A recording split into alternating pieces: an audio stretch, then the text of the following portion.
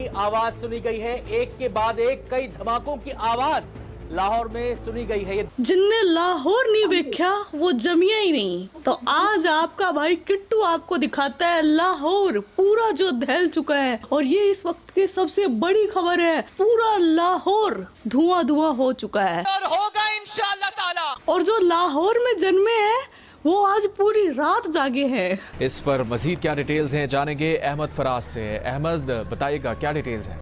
अस्सलाम वालेकुम। ये अभी बहुत ज़ोरदार धमाका हुआ है वाल्टन एयरपोर्ट के साथ आर्मी की यूनिट है वहाँ पर।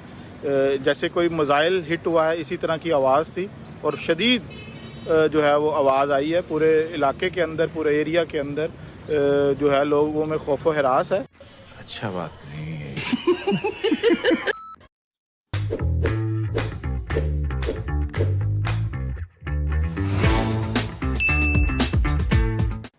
हो गया यहीं से बिना बैंक जाए। हाँ सर। True balance. लाहौर में 3 धमाके हुए हैं। ये हम नहीं बोल रहे, ये खुद पाकिस्तानी मीडिया रिपोर्ट कर रही है। देखिए ये वाल्टर रोड कहलाता है और यहाँ पर पुराना एयरपोर्ट भी था और गोपाल नगर नसीराबाद है ये। और यहाँ पर कुछ धमाकों की आवाजें आई हैं। लोगों को कहना है कि 2 से 3 धमाकों की आवाजें आई हैं। कुछ आवाजों आने के बाद लोग जो थे वो अपने घरों से बाहर निकल आए। अगर आप बीबीसी को देखें, बीबीसी बता रहा है, ये सामने आप देख सकते हैं, वो लाइव कवरेज चला रहा है अपनी वेबसाइट के ऊपर भी। और वो उन्होंने लिखा हुआ है कि India launches air strikes on Pakistan.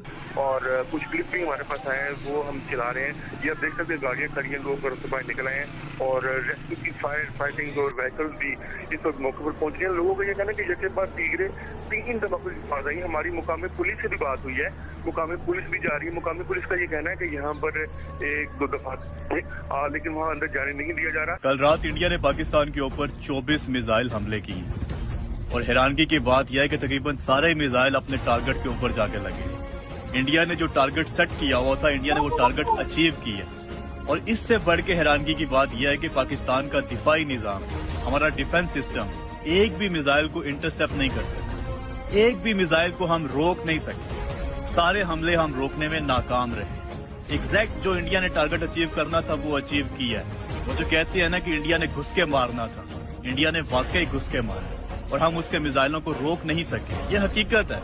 अब इसको आप ये मत कहें कि जी आप इंडिया की तारीफ कर रहे हैं, ये कर रहे हैं, वो कर रहे हैं। भाई जो हकीकत है वो हकीकत है। आप सुनते आ रहे हैं कि ईरान 200 मिसाइल फायर करता है, 400 मिसाइल फायर करता है, 1000 मिसाइल फायर करता है और इसराइल के अंदर जाके एक आदि गिरता है, बाकी सारे के सारे इसराइल इंटरसेप्ट कर लेते हैं। ऐसा मजबूत दिफाई निजाम है इसराइल का। लेकिन हमारे पास देख लो 24 मिसाइल छोड़े हैं इंडिया ने और एक भी नहीं हम रोक सके। और हैरानगी की बात यह कि अभी इंडिया ने किसी फौजी तनसीबात को निशाना नहीं बनाया। अभी इंडिया ने हमारे किसी छोमनी के ऊपर, कैंट के ऊपर या किसी ऐसी हसास जगह के ऊपर अटैक नहीं किया। यही 24 के 24 मिसाइल अगर हमारे किसी हसास जगह के ऊपर टारगेट किए जाते तो अब तक तो प्रोग्राम बढ़ चुका होना था। यही अगर GHQ के ऊपर फेंका गया होता तो प्रोग्राम बढ़ चुका होता। या यही किसी और हसास जगह के ऊपर मिसाइल गिराए जाते तो किसने रोकने थे? हम तो रोक ही नहीं सके भाई, एक भी मिसाइल नहीं हम रोक सके। दूसरी अफवाहें ये फैलाई जा रही थी, सारी रात को पाकिस्तानी मीडिया लगा हुआ था, सोशल मीडिया के ऊपर तमाम झूठ पॉलिसी लगे हुए थे। वो पाकिस्तान ने इंडिया के जहाज गिरा दिए हैं। वो सारी पिक्चर्स मैंने देखी, कोई 8 महीने पुरानी है, कोई 3 साल पुरानी है। हमने इंडिया का वो जनरल हेडक्वार्टर गिरा दिया, पता नहीं क्या गिरा दिया। वो मैंने सर्च किया, वो भी फेक न्यूज फैलाई हुई है। वहाँ के लोग चीख चीख कर, रो कर दुहाई दे रहे हैं, रो रहे हैं, बिलख रहे हैं। आहा, मजा आ गया। मिसाइल डैम में मारने की क्या जरूरत है यार? उधर मारो जिधर उसका सबसे बड़ा इम्पैक्ट होता है, उधर मारो जिधर ये इनके लीडर्स बैठते हैं, उधर मारो जिधर इनकी एस्टेब्लिशमेंट बैठती है।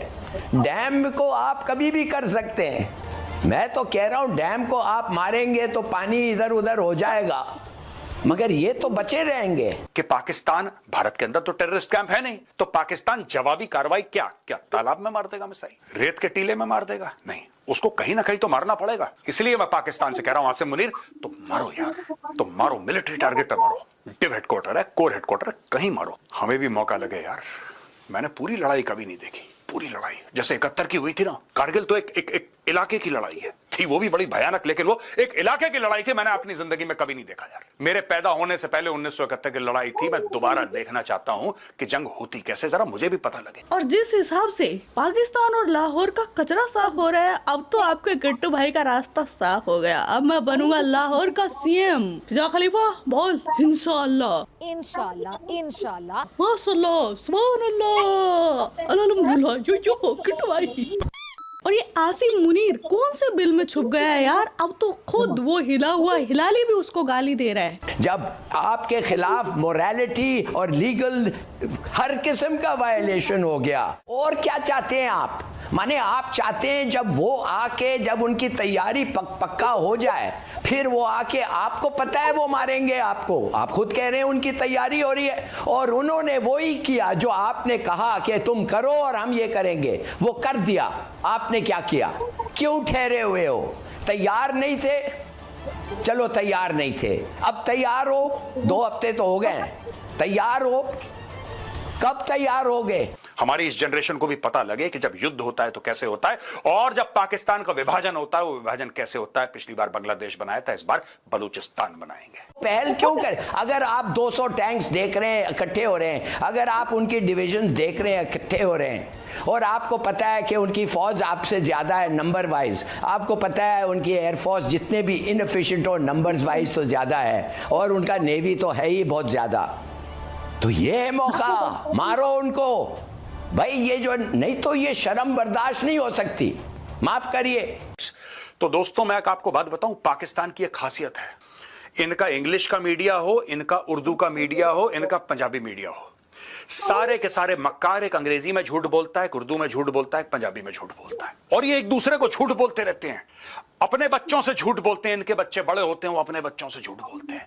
ये है इस कौम का कैरेक्टर, अदरवाइज कैरेक्टरलेस कौम। दोस्तों मैं आपको बता दूं, आने वाले दिनों में, आज इंक्लूडिंग टुडे, आने वाले दिनों में आप देखेंगे पाकिस्तान का जबरदस्त प्रोपेगेंडा, ये हो गया वो हो गया। कुछ विश्वास मत करना, जो चीज पाकिस्तान से आई है मान के चलो झूठी है। ये शर्म बर्दाश्त नहीं हो सकती। हमने घास नहीं खाया इसलिए, मगर इसने तो रुका तो नहीं, मूडी तो रुका नहीं, उसने डिलिबरेटली प्रोवोक किया है। उसको कहा गया, देखिए अमेरिका और इजराइल क्या चाहते हैं, यार तुम लड़ो चीन के साथ, मगर क्या चीन लड़ेगा? कहा तो है कि ये करेगा वो करेगा, मगर व्हाई शुड दे? एक आतंकवादी ने हमारी हिंदू बहन को कहा था कि जाकर मोदी को बता देना। इस हमले के ठीक 15 दिन बाद कल रात को भारत ने पूरे पाकिस्तान को बता दिया कि भारत क्या कर सकता है। सिर्फ 25 मिनट के अंदर भारत ने पीओके और पाकिस्तान में 24 मिसाइलें दागकर 100 के करीब जिहादियों को क्या कर दिया राहुल जी? खत्म। मरने वालों में आतंकी मसूद अजहर के परिवार के लोग भी शामिल है। ये बात भारतीय मीडिया नहीं बल्कि खुद बीबीसी बता रहा है। हमले में मसूद की बहन, बहनोई के अलावा उसके भांजे भांजी सब मारे गए। सुना है ये रो रो कर ये बोल रहा है कि काश मैं भी मर गया होता तो बेहतर था। अगर ये इंसान हमको सुन रहा है तो हम उसे बता देते हैं कि ये ख्वाहिश भी आपकी पूरी कर दी जाएगी, लेकिन इतनी जल्दी नहीं। अभी तो पूरे मुल्क का जनाजा देखना है भाई। जो लोग इसे नहीं जानते, ये वही जिहादी है जिसे IC 814 फ्लाइट के अपहरण के बाद छोड़ा गया था। बाद में इसने जैश ए मोहम्मद नाम का एक आतंकी संगठन बना लिया। इसी जैश ने 2001 में भारत की संसद पर हमला कराया था, 2016 में पठानकोट बेस पर हमला करवाया, 2019 का पुलवामा हमला जिसमें CRPF के 40 जवान शहीद हुए, उस हमले में भी इसी आदमी का हाथ था। मगर आज जब यही इंसान छाती फाड़ फाड़ कर रो रहा है तो पूरे देश के कलेजे में बड़ी ठंडक पड़ रही है। इन जिहादियों ने भारत की शराफत को भारत की कमजोरी समझ लिया था। अभी तो हमने सिर्फ 25 मिनट में 24 मिसाइलें दागी हैं, तब इनका ये हाल है। रुको जरा, सब्र करो। दूसरी तरफ जो ख्वाजा आसिफ न्यूक्लियर बम की डींगे हाँक रहे थे, सिर्फ एक दिन की ठुकाई में ही उनकी सलवार के धागे फटने लगे।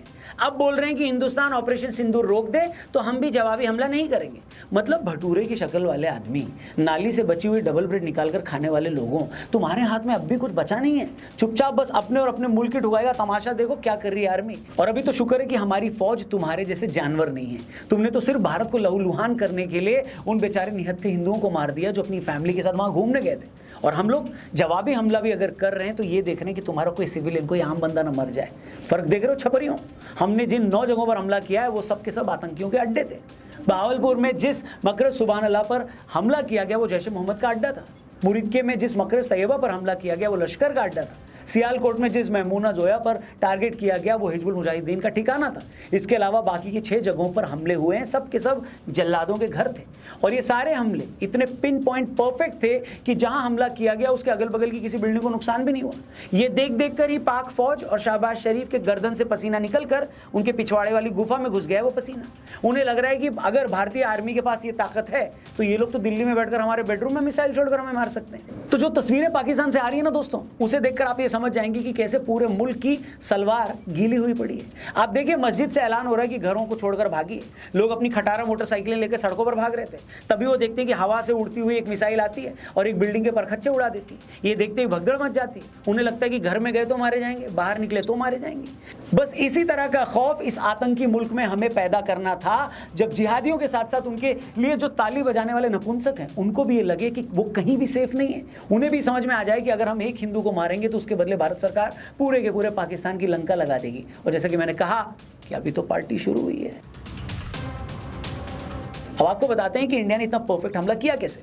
तो अभी तक जो खबरें हैं, भारत ने इसमें राफेल लड़ाकू विमान का इस्तेमाल किया। राफेल के अंदर अल्ट्रा मॉडर्न रडार लगे हैं। हमले में स्कैल्प क्रूज मिसाइल का इस्तेमाल किया गया है। यह मिसाइल 500 किलोमीटर दूर तक के टारगेट को पिन पॉइंट एक्यूरेसी के साथ हिट कर सकती है। मीडिया रिपोर्ट्स के हिसाब से हमले में हैमर बम का भी यूज किया गया। ये एक स्मार्ट बम है जो जीपीएस और लेजर गाइडेड टेक्नोलॉजी से लैस है। इसकी खासियत ये है कि अगर कोई चीज मूव कर रही है तो ये उस मूविंग ऑब्जेक्ट को भी हिट कर देता है। हमले से पहले टारगेट को आइडेंटिफाई करने के लिए IAI हेरोन ड्रोन का यूज किया गया। ये मेड इन इजराइल UAV है जो टारगेट को आइडेंटिफाई करता है और हमले से पहले उसकी परफेक्ट पोजीशन बताता है। मतलब सिर्फ 25 मिनट के हमले में पाकिस्तान को बता दिया गया है कि हमारी ताकत क्या है और हमारे सामने छपरी पाकिस्तान की औकात क्या है। हम शेर हैं तो हमारे सामने वो एक घबराए हुए मेमने की तरह है जिसका शिकार ये शेर जब चाहे तब जहां चाहे वहां कर सकता है। इस हमले के साथ पाकिस्तान में उन लोगों की खुजली भी दूर हो गई है जो 5 साल से पुलवामा के बाद भारत की सर्जिकल स्ट्राइक के सबूत मांग रहे थे, जो उरी के बाद हमारे कमांडो ऑपरेशन के सबूत मांग रहे थे, जो सर्जिकल स्ट्राइक के बाद ये बोल रहे थे कि एक कौवा भी नहीं गिरा। इस बार भारत ने कहा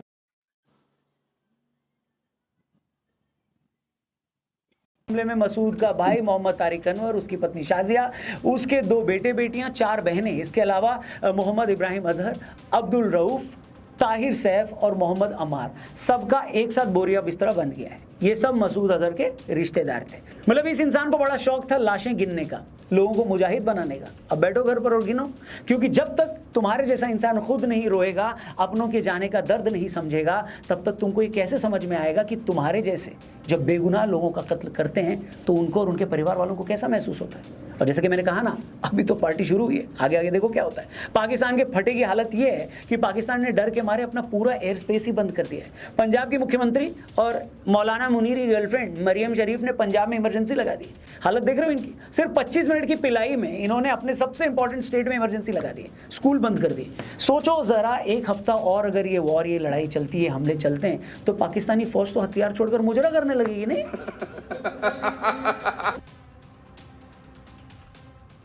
पर आप जानते हो मुझे सबसे अच्छी बात क्या लगी है? युद्ध के इस माहौल में जब हम सबके इमोशंस बड़े हाई हैं, भारत सरकार और भारतीय फौज ने क्या किया? अपनी सेंसिटिविटी से पूरे देश का दिल जीत लिया। जिस पहलगाम हमले में नपुंसक आतंकवादियों ने भारतीय बहनों के सुहाग उजाड़े थे, उसी का बदला लेने के लिए हमने ऑपरेशन का नाम रखा ऑपरेशन सिंदूर।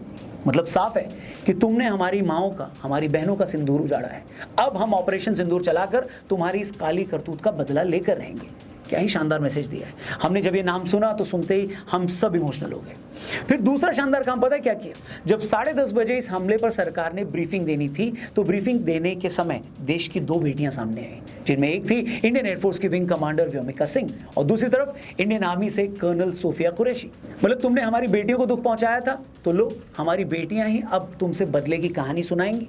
तुम पहलगाम हमला करके भारत को हिंदू मुसलमान में बांटना चाह रहे थे, और यहाँ हमारी मुस्लिम बेटी कर्नल सोफिया कुरैशी ही तुम्हें तुम्हारी औकात बताएगी। मैं फिर से कह दूं कि भारतीय फौज कभी अपने ऑफिसर्स को या किसी को भी, किसी भी फौजी को हिंदू मुस्लिम के तौर पर नहीं देखती, लेकिन कभी कभी जहरीली सोच वालों को संकेत देने के लिए, मैसेज देने के लिए समझाना जरूरी होता है। और कर्नल सोफिया कुरैशी को भेजकर संकेत साफ था कि तुम देश के मुसलमानों के खिलाफ नफरत पैदा करवाओगे और ये देश उसी मुसलमान को आगे करके तुम्हें तुम्हारी औकात बताएगा।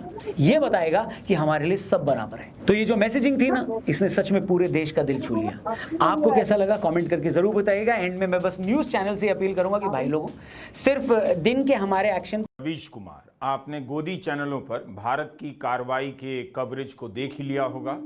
लेकिन क्या आपने देखा और नोट किया कि जब भारत सरकार की तरफ से विदेश सचिव विक्रम मिस्री प्रेस को संबोधित कर रहे थे तब उनकी भाषा और बोलने का अंदाज कैसा था?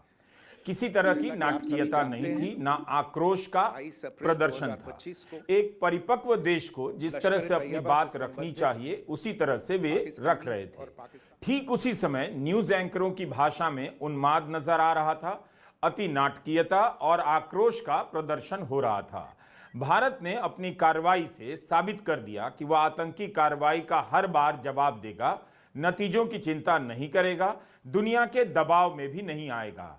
लेकिन इसी समय में गोदी एंकरों ने अपने कवरेज से इन सारी बड़ी बातों को सतही बनाने में कोई कसर नहीं छोड़ी। उनके कवरेज ने एक बार फिर से साबित किया है कि इनका संबंध पत्रकारिता के धर्म से नहीं है, ना इसकी गरिमा और पेशेवर कायदों से है।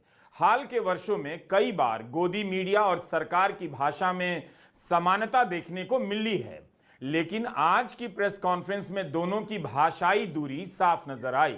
सरकार ने जवाबी कार्रवाई की जानकारी बिल्कुल अलग भाषा और भाव में दी, गोदी मीडिया ने उसका कवरेज बिल्कुल अलग भाषा और उन्माद में किया।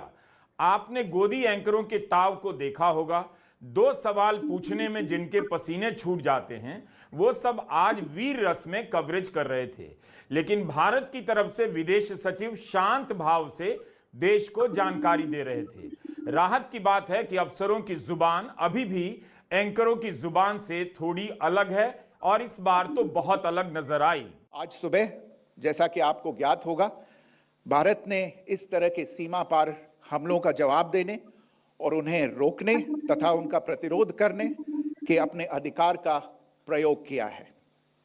यह कार्यवाही नपीतुली, नॉन एस्केलेटरी, आनुपातिक और जिम्मेदारीपूर्ण है। यह आतंकवाद की इंफ्रास्ट्रक्चर को समाप्त करने और भारत में भेजे जाने वाले संभावित आतंकवादियों को अक्षम बनाने पर केंद्रित है। फर्स्ट इनिंग्स में रैंक थी 7 और मैच खत्म होते होते रैंक कुछ 7 लाख हो गई। भाई मेरी मानो, बाकी सबको दो रेस्ट। हाउसएट है बेस्ट, यहां जीतने के सबसे ज्यादा मौके। तो टीम बनाओ तो बनाओ सिर्फ हाउसएट पे, क्योंकि बाकियों में और हाउसएट में। आपको यह भी स्मरण होगा कि 25 अप्रैल 2025 को संयुक्त राष्ट्र सुरक्षा परिषद ने पहलगाम आतंकवादी हमले पर एक प्रेस वक्तव्य जारी किया था, जिसमें आतंकवाद के इस निंदनीय कार्य के अपराधियों, आयोजकों, फाइनेंसरों और प्रायोजकों को जवाबदेह ठहराने और उन्हें न्याय के दायरे में लाने की आवश्यकता पर जोर दिया गया था। भारत की आज की इस कार्रवाई को इसी संदर्भ में देखा जाना चाहिए। क्या गोदी मीडिया के कवरेज में आज की कार्रवाई को इसी संदर्भ में देखा जा रहा है जिसकी बात विदेश सचिव विक्रम मिस्री ने की? यह कार्रवाई नपीतुली बताई गई, आनुपातिक बताई गई और जिम्मेदारी पूर्ण बताई गई। इसी प्रेस कॉन्फ्रेंस में इस बात पर जोर दिया गया, क्या गोदी मीडिया के एंकरों की भाषा में, उनके कवरेज में इस आनुपातिक नपीतुली कार्रवाई का अंश भी है? क्या उनकी भाषा में अनुपात का अ भी है? न चाहते हुए भी भारत से जुड़ी किसी भी घटना का कवरेज गोदी मीडिया का कवरेज बन ही जाता है। गोदी मीडिया में क्या चल रहा है, कैसे चल रहा है, इसके बिना आप किसी घटना का कवरेज नहीं कर सकते। जिन्होंने पत्रकारिता का धर्म रौंद दिया हो, वो धर्म के नाम पर पत्रकारिता का झांसा दे रहे हैं। तारीफ होनी चाहिए विदेश मंत्रालय और सेना की तरफ से प्रेस में इन अंतरों का ध्यान रखा गया। सेना की तरफ से यह चुनाव अनायास नहीं रहा होगा। जब सेना की तरफ से कर्नल सोफिया कुरैशी और वायुसेना की तरफ से विंग कमांडर व्योमिका सिंह ने प्रेस कॉन्फ्रेंस को संबोधित किया। कर्नल सोफिया कुरैशी ने हिंदी में और विंग कमांडर व्योमिका सिंह ने अंग्रेजी में लिखा हुआ वक्तव्य पढ़ा। सेना का संदेश यही था कि इस कार्रवाई को धर्म से नहीं जोड़ना चाहिए। 2 महिला अफसरों को चुनना भी एक प्रशंसनीय रणनीति थी और इस तरह से चुनाव करना कि इस जवाब को धर्म की नजर से ना देखा जाए, अति प्रशंसनीय कहा जाना चाहिए। मिस्री ने भी इसका जिक्र किया कि आतंकी हमला भारत में सांप्रदायिक दंगों को भड़काने के लिए किया गया था, जिसे नागरिकों ने नकार दिया। इस हमले का मुख्य उद्देश्य इसे प्रतिकूल रूप से प्रभावित करना था। पिछले वर्ष आप सभी जानते हैं 2.25 करोड़ से अधिक पर्यटक कश्मीर आए थे। इस हमले का मुख्य उद्देश्य इसलिए संभवतः यह था कि इस संघ राज्य क्षेत्र में विकास और प्रगति को नुकसान पहुंचाकर इसे पिछड़ा बनाए रखा जाए और पाकिस्तान से लगातार होने वाले सीमा पार आतंकवाद के लिए उपजाऊ जमीन बनाने में सहायता की जाए। हमले का यह तरीका, मैं अक्सर कहता हूं कि बिहार में लोग ट्रेन नहीं पकड़ते हैं, वो हमारे लिए सिर्फ यहाँ से वहाँ ले जाने वाली एक गाड़ी नहीं है, वो टाइम मशीन है। राजनीतिक जुड़ाव भी हमारा AISF से था कॉलेज के दिनों से ही। दिल्ली आकर के भी सेमिनारों में, गोष्ठियों में शामिल होना, उसी में जो है JNU के कुछ स्टूडेंट मिल गए, फिर JNU के बारे में पता चला, तो हमने कहा ठीक है इसका एंट्रेंस देते हैं। हमने एंट्रेंस दिया, ऑल इंडिया एंट्रेंस होता है, मेरा रैंक 1 था। लोगों को सच्चाई या फैक्ट जानने में कोई इंटरेस्ट नहीं है, मसाला किस में है, परसेप्शन में जो है फ़ायदा किससे होगा, उन्हीं चीज़ों पे बात होती है। कहीं ना कहीं बीजेपी को ये लगा कि देश में कुछ भी हो, चाहे वो एकेडमिक हो या नॉन एकेडमिक हो, पॉलिटिकल हो या कल्चरल हो, JNU के स्टूडेंट आकर के अपनी आवाज़ उठाते हैं, फिर मीडिया जो है इसको पिक करती है, फिर नेशनल और इंटरनेशनल इशू बनता है, तो इस यूनिवर्सिटी को शांत कराना ज़रूरी है। और मुझे लगता है कि इस लार्जर पर्पस में मुझे बस एक टूल की तरह इस्तेमाल किया गया, क्योंकि मैं उस वक्त यूनिवर्सिटी का प्रेसिडेंट था। पूरा तमाशा सिर्फ और सिर्फ 2 चीज़ के लिए खड़ा किया गया, एक ध्यान भटकाया जाए और उस यूनिवर्सिटी को